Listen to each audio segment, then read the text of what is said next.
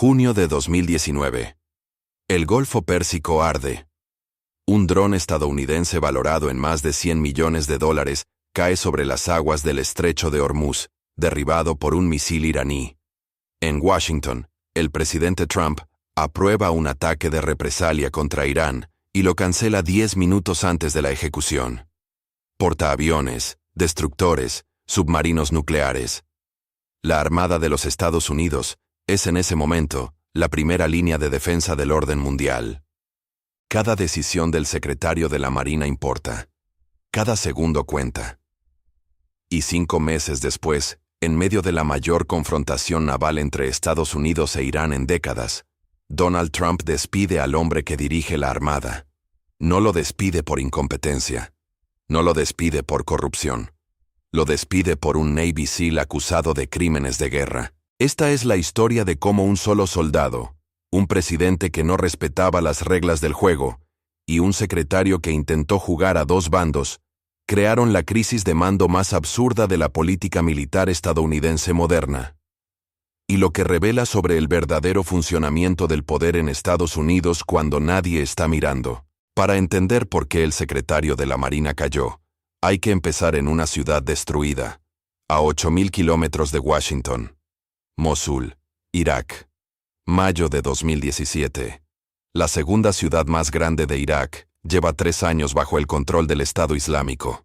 Las fuerzas de coalición avanzan calle por calle, edificio por edificio, en una de las batallas urbanas más brutales del siglo XXI. En ese infierno opera un pelotón de los Navy SEALs, la élite de las fuerzas especiales de la Armada estadounidense, y al mando está el jefe de operaciones especiales Edward Gallagher, veterano de 8 despliegues en combate, condecorado múltiples veces, un soldado que sus superiores consideraban ejemplo de la excelencia SEAL, hasta que sus propios hombres lo denunciaron. Según los testimonios de miembros de su pelotón, Gallagher apuñaló con un cuchillo de caza a un joven combatiente herido del Estado Islámico que estaba recibiendo atención médica de los propios sanitarios del equipo.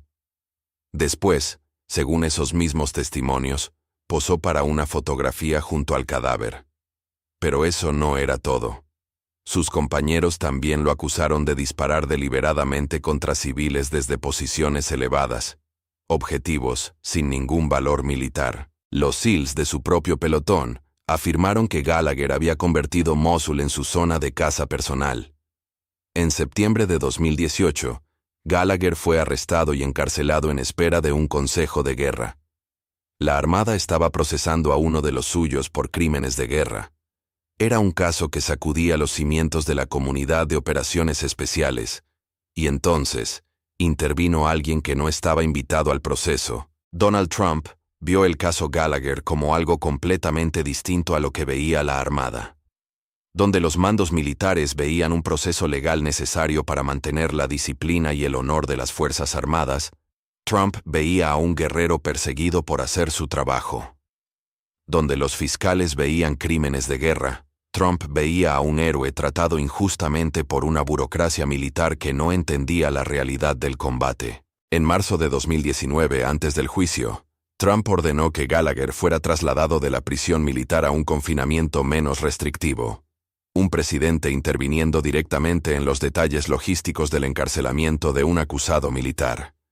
Fue un gesto inusual, pero era solo el principio. El juicio se celebró entre junio y julio de 2019, y aquí ocurrió algo que nadie esperaba. El testimonio clave de la acusación se derrumbó en el estrado. Corey Scott, un médico del pelotón que había declarado contra Gallagher durante la investigación, cambió su versión bajo juramento.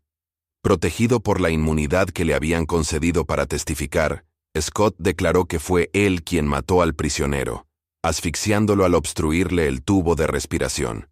No Gallagher con su cuchillo. La fiscalía quedó devastada. El caso principal se desmoronó en directo. El 2 de julio de 2019, Gallagher fue absuelto de los cargos más graves, incluyendo el asesinato.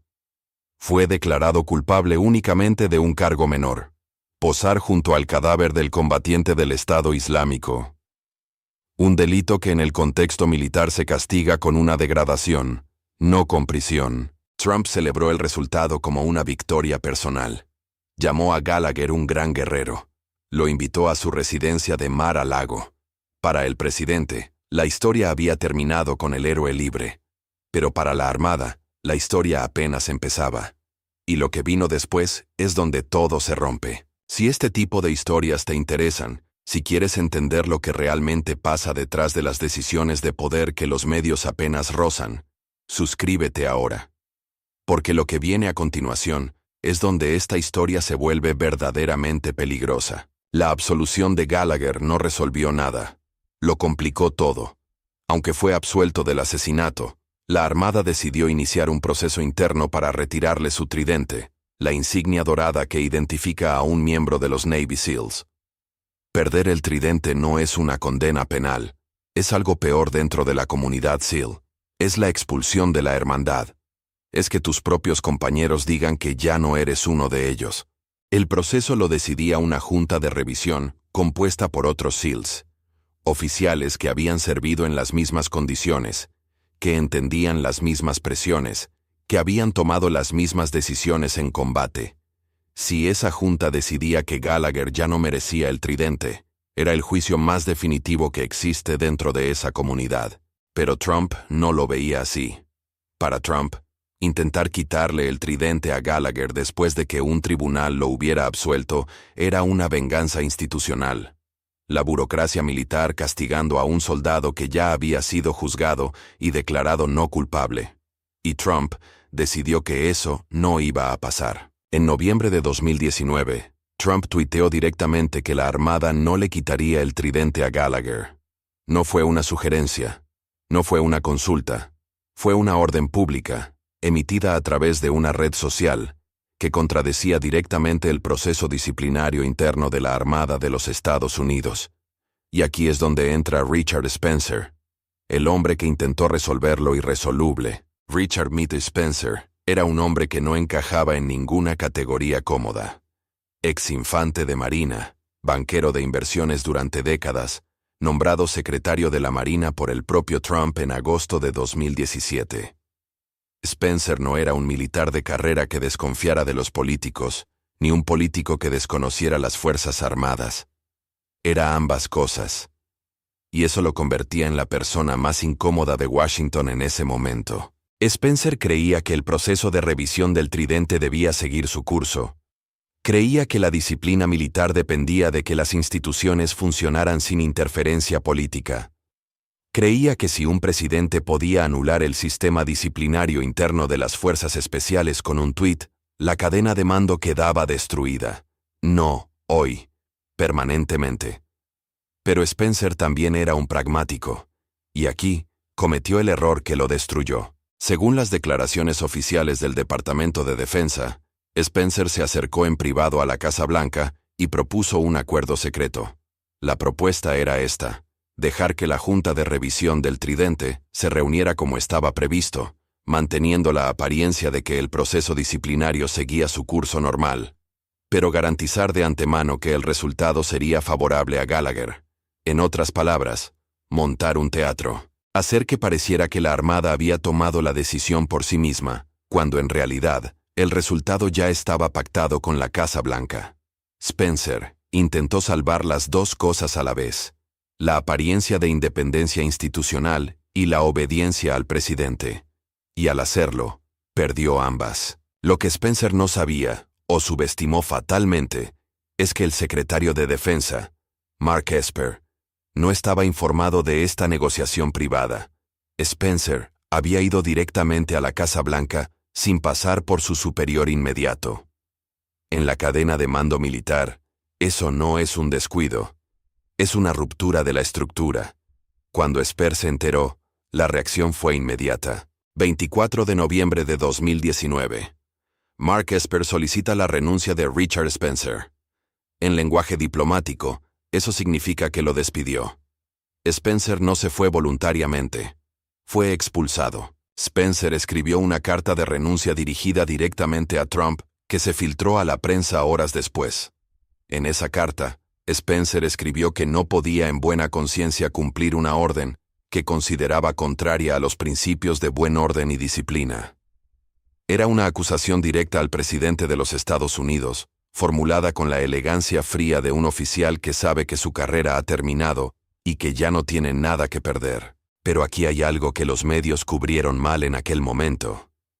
Spencer no fue despedido por oponerse a Trump sobre Gallagher.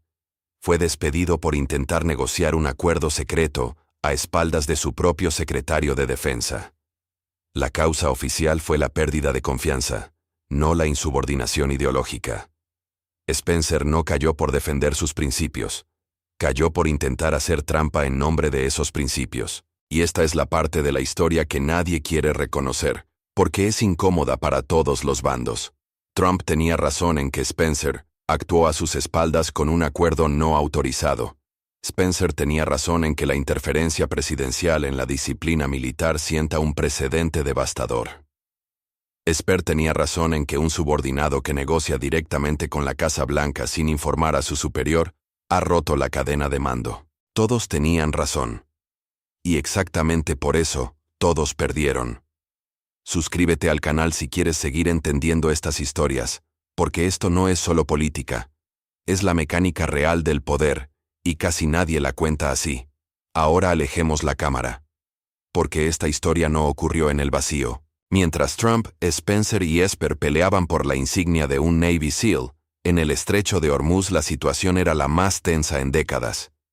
Irán había derribado aquel dron estadounidense en junio. Había atacado petroleros en el Golfo. Las fuerzas navales de ambos países operaban a distancias de confrontación directa. En septiembre, un ataque con drones y misiles contra instalaciones petroleras de Aramco en Arabia Saudí, atribuido a Irán, había sacudido los mercados mundiales del petróleo. Y apenas 6 semanas después de la destitución de Spencer, Estados Unidos mataría al general Qasem Soleimani en Bagdad, llevando a ambos países al borde de una guerra abierta. La Armada era la pieza central de todo esto. Los portaaviones desplegados en el Golfo Pérsico eran la principal demostración de fuerza estadounidense. Los destructores con misiles de crucero eran la primera opción de ataque si la situación escalaba. El secretario de la Marina no era un cargo ceremonial en noviembre de 2019, era el gestor directo de la herramienta militar más importante de la política exterior estadounidense frente a Irán, y Trump decidió que ese cargo podía quedar vacante por una disputa sobre la insignia de un solo soldado. Esto dice algo profundo sobre las prioridades del entonces presidente. La señal que envió no fue ambigua. La lealtad personal importa más que la estabilidad institucional. Un guerrero al que Trump consideraba suyo valía más que el funcionamiento ordenado de la cadena de mando naval en medio de una crisis internacional. ¿Fue una decisión irracional? No necesariamente. Trump entendía algo que sus críticos subestimaban, que su base electoral respondía más a gestos de lealtad hacia los soldados individuales que a conceptos abstractos de disciplina militar institucional. Despedir a Spencer por defender a Gallagher le costaba 0 votos y le ganaba miles. En términos de cálculo político doméstico, era una operación rentable, pero en términos estratégicos, el mensaje que llegó a Teherán fue otro. Lo que Irán vio fue un presidente dispuesto a desestabilizar su propia armada por razones internas. Vio una cadena de mando fracturada en el peor momento posible. Y apenas semanas después, los ataques de milicias respaldadas por Irán contra bases estadounidenses en Irak se intensificaron. La escalada que culminó con la eliminación de Soleimani no ocurrió en aislamiento. Ocurrió en un contexto donde la cúpula militar estadounidense estaba fracturada, y el mundo lo sabía. Hay una lección en esta historia que trasciende la política estadounidense. Cuando un presidente interfiere en la disciplina interna de sus fuerzas armadas, no solo afecta a un caso. Afecta al sistema completo. Cada oficial que vio lo que le pasó a Spencer entendió el mensaje. Si defiendes el proceso contra la voluntad del presidente, pierdes tu cargo. Si intentas negociar un compromiso, también lo pierdes. La única opción segura es obedecer sin cuestionar. Eso no es una cadena de mando, es una corte, y para quienes nos ven desde el mundo hispano, esto debería sonar familiar. La historia de América Latina está llena de líderes que interfirieron en sus fuerzas armadas por lealtad personal, que premiaron la obediencia sobre la competencia, que purgaron a los oficiales que discrepaban. No estoy comparando directamente a Trump con esos casos. Estoy señalando que la mecánica es idéntica. Cuando el criterio personal del líder reemplaza al proceso institucional, la degradación empieza. A veces tarda décadas, a veces tarda meses, pero siempre llega. Spencer fue reemplazado interinamente por Thomas Motley. Motley duraría en el cargo apenas unos meses antes de verse forzado a renunciar él también, esta vez por otro escándalo: la destitución del capitán Brett Crozier del portaaviones USS Theodore Roosevelt durante la pandemia de COVID-19, después de que Crozier alertara sobre el brote a bordo. Otro oficial que puso la verdad por encima de la conveniencia política. Otro secretario de la Marina que no sobrevivió al intento. En menos de 4 años, la Armada de los Estados Unidos perdió 2 secretarios y un capitán de portaaviones por el mismo motivo. Decir lo que el poder no quería escuchar. Eso no es coincidencia. Es un patrón. Gallagher se retiró con su tridente intacto. Apareció en medios conservadores como invitado habitual.